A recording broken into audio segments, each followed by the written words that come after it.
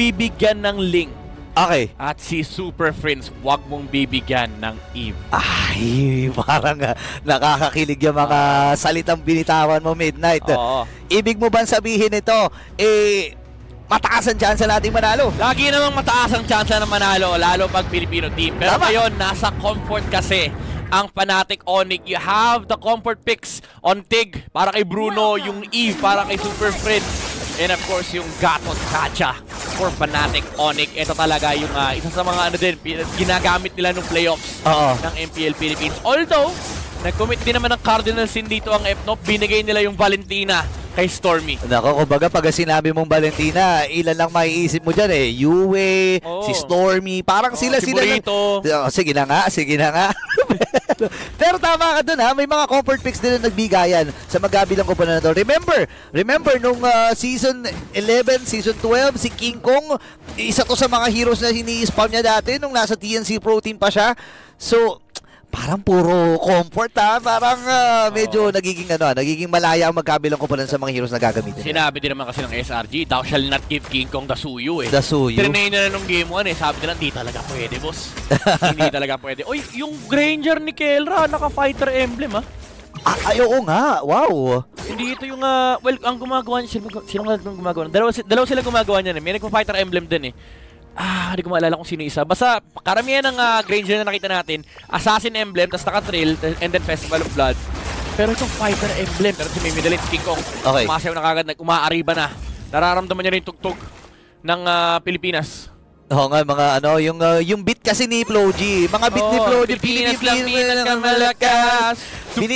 Binibigyan ng mga beat dito ni King Kong Pero pag nagkamali ka ng ng second skill dyan, ang tunog na maririnig mo dyan yung Pitong libo. Sino ang minsan na ang may likha. Yung pag pumalpak ka, Hindi ko alam kasi yung lyrics nun pero ang alam, ng Fnatic Onyx Philippines. Wala ang ginawa. Ayan na, wait lang may bato din kasi mga pulo kasi pinag-uusapan natin. So sabi ng Fnatic Onyx PH, sige bigay natin yung unang pagong. Hindi naman na super laki ng impact. Siguro yung shield merong mabibigay pero wait lang, nagbigayan na rin. Dito sa may bandang ibaba, Stormy ay umamba lang. Nagamit yung Abandon of the Guardian para makatakas. Pero lamang pa rin naman in terms of gold ng Fnatic Onyx. Oo, nakita na ni Kirk kasi sabi niya, uy, may Valentina dito. Hindi ko na i-risk.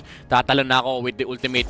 Pero malaking factor yun, malaking bagay yun para kay Cram kasi makakakuha siya ng gold plating. Sa baba, Mula doon sa mga energy shields. Pero sa may top lane naman yung focus din ng Fnatic Onyx Philippines dito. Gusto nila na makahinga yung Granger sa Harit. Kasi ngayon level 4 na. Medyo nagbabago yung itsura ng yung lane na yan. Kasi pag level 4 na yung Harit, ang hirap ng barili niyan. Pero sa King Kong, may middle lane, nilangin nila yung bato.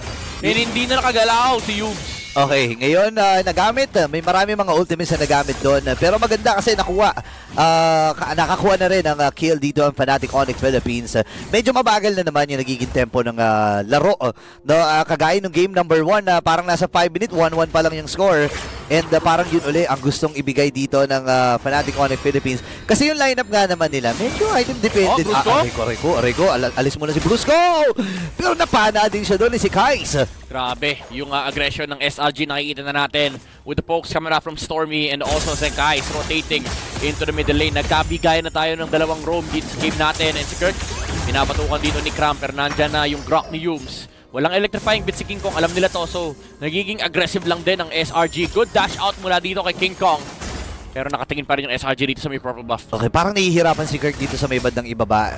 Ipaliwanag mo sa amin, ano ba maging tsura ng matchup nito? Ay, hirap yan, boss. Kasi kahit sabihin natin may sustain pabalik yung Hilda pag nag-level 4, halos lahat ng XP laner basta semi-tank ay talagang binubugbog ng isang Hilda. Kasi may may parang dirot na yan May penetration na kada hampas, tapos hindi mo ma-out-sustain yan kasi gagawin lang yan, labas-pasok sa bush. Oo nga.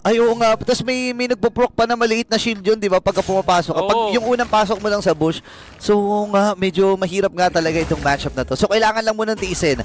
Kailangan tibayan dito ni Kirk. And kung gusto niyo naman magkaroon ng malaking impact, sumama na lang siya sa teamfight, kagaya nga ng gagawin nila dito si Cram. Ang kanyang hinahabol. Doon yung pokes mula kay Stormy. Hawak niya dito yung implosion. Pero hinahabol si Cram at nakakuha na kagad si King Kong ng unang kill.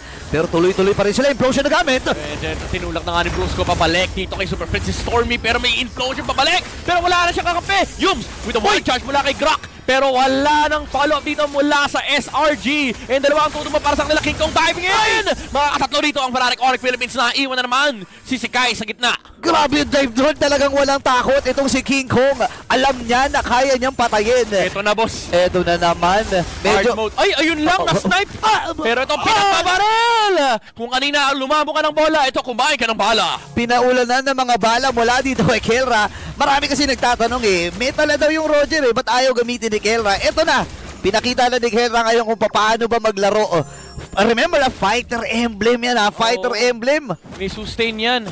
Sabi ni Kelra, yung 15 unique picks ko, gawin natin 16. Pero pwede natin gawin 15 din kasi may masarap kalimutan Huwag na natin ipaalala. Huwag natin ipaalala, mababatrip si Leo. Ibaon na natin sa season 14 yan. Ibaon sa limot. Ibaon sa limot. Kaso pag naalala mo season 14, maalala mo yung 14-0, naging 13 naman. Pero ito, naalala na naman ni Brusco. Alright! Na pwedeng siya mag-set dito sa may river and dalawa kagad yung tutumba mula sa SRG. Ang bilis nila mag-punish dito Sakto yung implosion.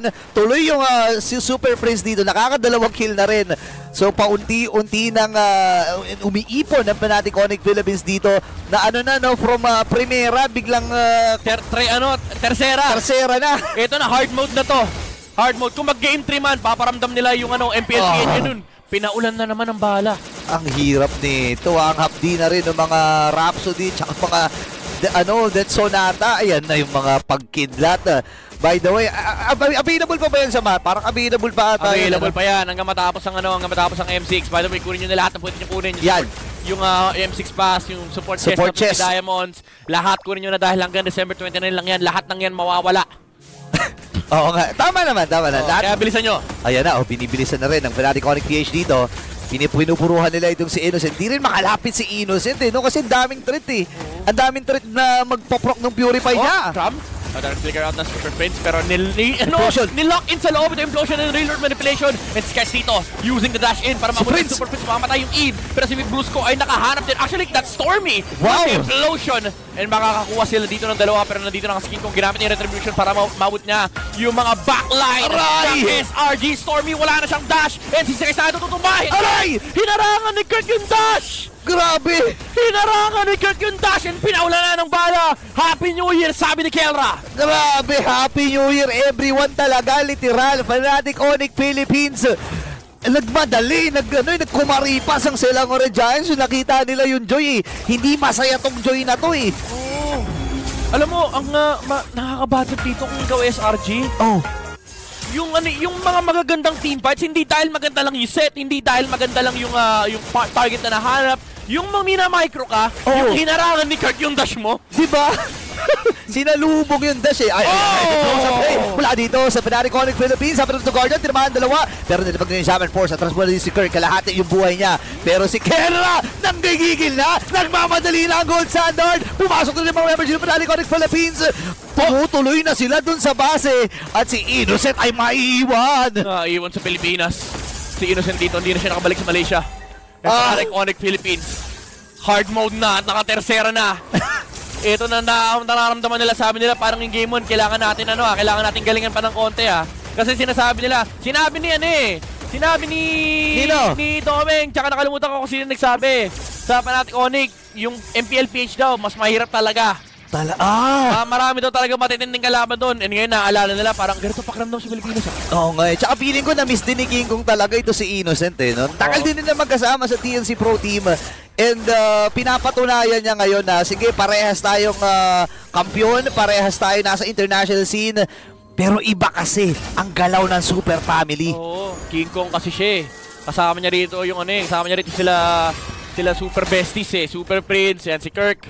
Grabe yung galaw dito ng Fnatic Onyx, yung flicker ni Brusco kanina.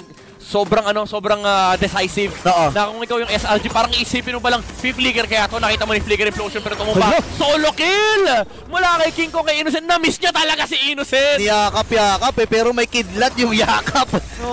Wait lang, ito na naman yung river manipulation! My God, like na!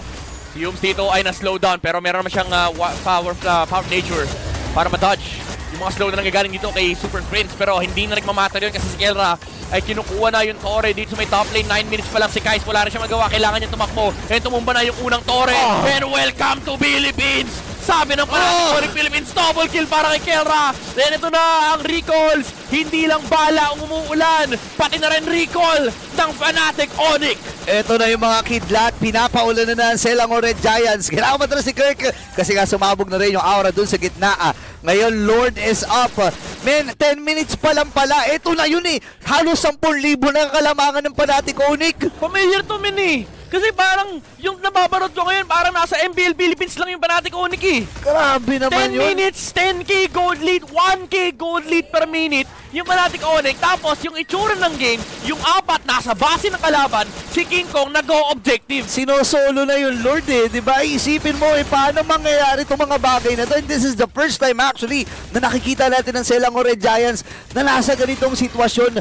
Walang mga teams na nagbibigay ng ganitong klaseng laro sa SRD kundi Fnatic Onyx PH lang eh. Oh, sabi sa'yo, thou shall not give Eve. Nako. Super Prince 4K yung lamang ni King Kong. Grabe. Kasi guys, napakayaman na ni King Kong. Pwede niya nang bilhin lahat ng Rolex watch yung pwede niyang bilhin. Oh, Pero ayun si Innocent dito ay tutumba na naman na miss si King Kong. Pero hindi siya actually mapapatay dahil yung shields mula rin sa Zaman Force at yung Chrono Dash ay nandoon pa rin. Okay, mga Torre lang ang pinupuntira dito ng Fnatic Onyx Philippines. Yung Lord sa may bandang itaas ay nandun. Ito na naman ang mga recalls. Hindi ata sapat yung kanilang mga catapults dito nakasama. Pero si Kirk nag-aabang na maamba dun sa mga taunts na meron siya. Ang tanong, i-go-go ba to? 12k na tong goldie ng Fnatic ha? Grabe nag-conceal sa base. Nag-conceal sa base ng SRG. Maray ko po! Hindi nila alam kung anong pipindutin nila. Aray! Tama ng bala dito. Si Yums, yung bato tumutumba na, nagkakaroon na ng crack. Pero Ay! si Sekais with a taunt. Wala kay Gatot. Mukhang tatapusin na lang nila. Explosion din nagamit. Ito na ang pagsigaw ng Super Family. Unti-unti pinapabagsakan sila ng Giants. Nakabawi din naman ng isa dito si Stormy. And this time, si Innocent, kinakaya niya pero nakakaltukan siya ni Kirk. Andito na parating yung mga minions sila nila sa Sukardia. Walang tinamaan pero si Stormy ang tatamaan. Apat na napatumba ng Fnatic Onyx Philippines. At nagpaulan na naman ang mga Ricos. Super Family ang magwawagi sa serye na ito.